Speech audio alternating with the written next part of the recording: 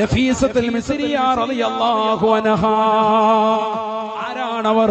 ജീവിച്ചിരിക്കുന്ന കാലയോളം കൈകൊണ്ടിങ്ങനെ മണ്ണ് മാന്തുകയാണ്. മാന്തി അതൊരു ഖബറാക്കി മാറ്റി.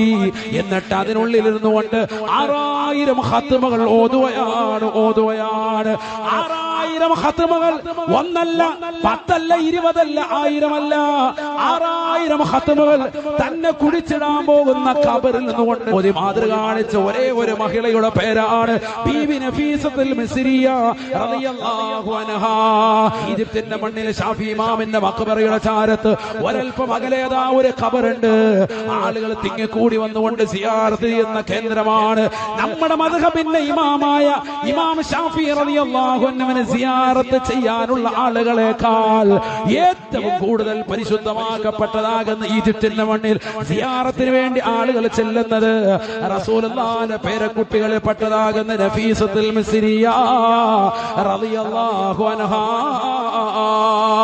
റസൂലുള്ളാഹിന്റെ പേരക്കുട്ടിയായ ഹസൻ റളിയല്ലാഹു അൻഹു, അവരുടെ പേരക്കുട്ടിയായ ഹസൻ സാനി, അവരുടെ പൊന്നുമോളല്ലേ മഹദിയാകുന്ന നഫീസത്തുൽ മിസ്രിയ റളിയല്ലാഹു അൻഹാ. പെങ്ങളെ, അവരെ പോലെ നമുക്കാവണ്ടേ? 6000 ഖത്തുകൾ ഖബറിൽ നിന്ന് കൊണ്ട് ഓതി തീർത്തു. ആ ഖബറിൽ തന്നെയാണ് അവർ അടക്കം ചെയ്യപ്പെട്ടിട്ടുള്ളത്. ഇന്നും കോടാനുകോടി ജനങ്ങൾ അവിടേക്ക് ഒഴുകുകയാണ്. അവരെ അടുക്കലൊന്ന് സലാം പറയാൻ, അവരുടെ അടുക്കലൊന്ന് ദുആ ചെയ്യിപ്പിക്കാൻ.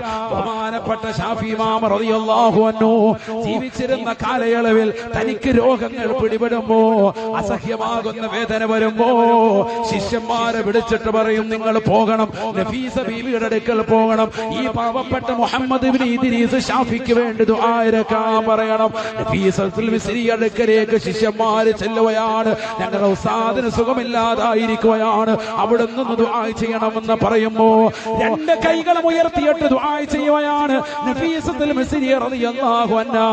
തിരിച്ച് ശിഷ്യഗണങ്ങൾ അടുത്തേക്ക് ചെല്ലുമ്പോ ഉസ്താദിന്റെ രോഗം പരിപൂർണമായി ശമനം വന്നുപോയി.